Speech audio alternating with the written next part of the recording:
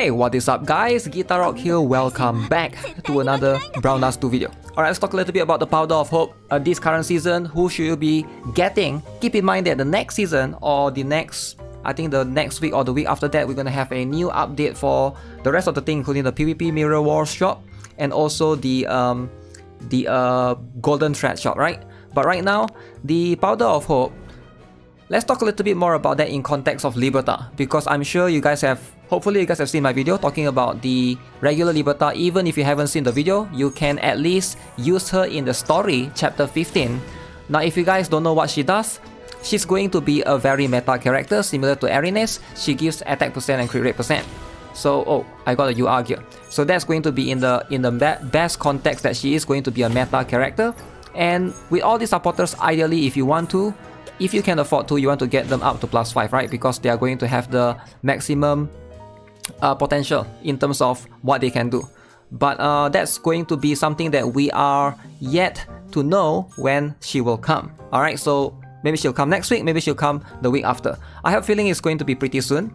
But for now, if you are thinking within these four, alright, who is going to be the best choice? By far is going to be Medical Club Teresse. Alright, Teresse is going to be the best one because she is the best supporter. She fits in every team. Alright, very suitable for all the raids and the Fiend Hunter, Fiend bosses, because in those conditions you are able to consistently get 100% crit, right? So you can see for 4 turns here, you're going to increase allies attack and, you know, magic attack as well, both at the same time, depending on what is your plus, right? So +1 is going to have the SP reduction, but I would say if you can go to, I would say the plus 2 is fine, right? But +3, from +2 to +3, you get a little bit more healing. I feel like they want, depending on whether you need it or not. But yeah, up to +5 is going to get 110%. So it is going to be a very flexible character, depending on who you are trying to, or what team you're trying to build, right? You can also consider using her in a hybrid team, which I obviously like. I have a feeling in the future there is going to be more element focus centric team that the Medical Club Teresse would shine in. Alright, so what am I talking about? So right now, if you look at the meta in Brown Dust 2, we're still kind of leaning towards physical team or magical team, right?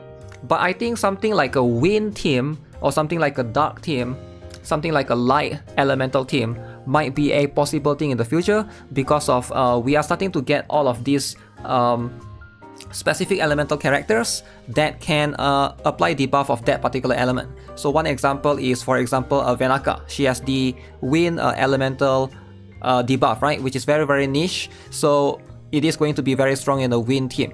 So I think once they introduce more of that, also Venaka recently as well, the Onsen Venaka.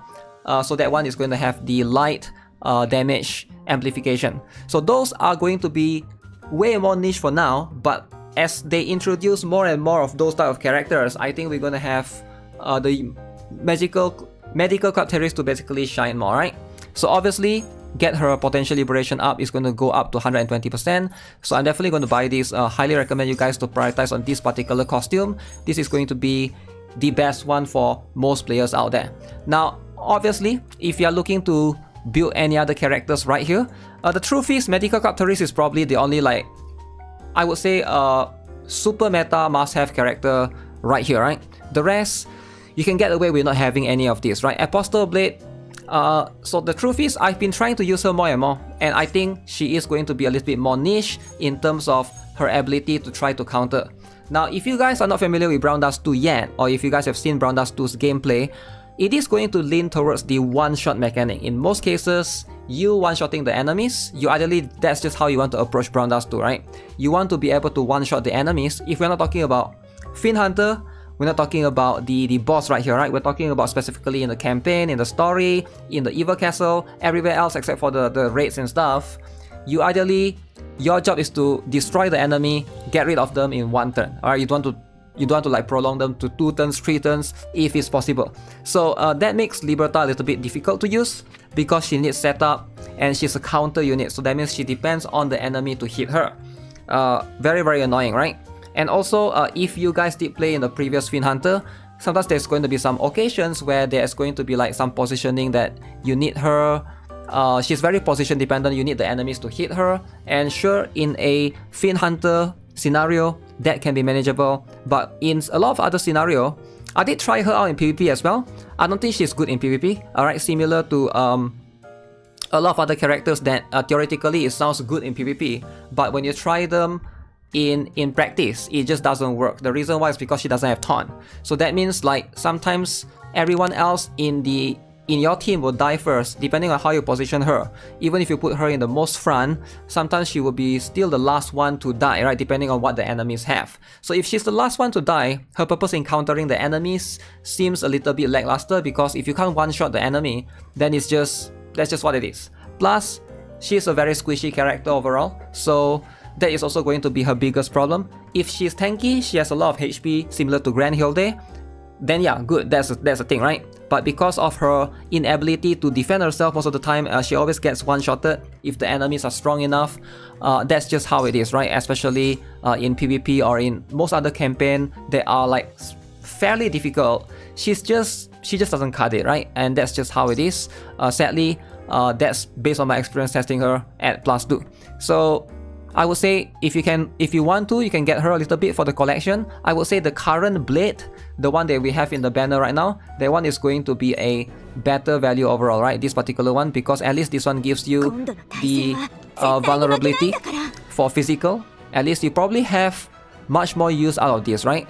But again, ideally if you can get both, because 2 costumes is still going to give you overall more to be able to handle yourself in a situation where if you are using them in guild raids or even in the Fiend Hunter, you want to be able to cycle between them.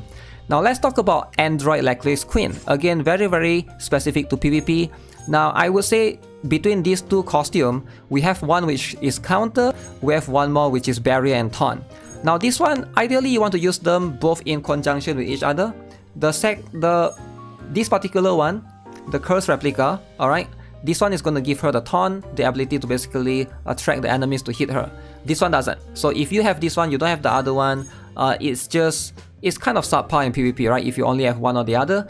Grand Hilde, in my opinion, is just going to be better because she has preemptive taunt, which is way more valuable. So the thing is, yes, some of you guys might not. I think Grand Hilde was there in the previous Mirror War rewards, right? You can basically obtain her for free.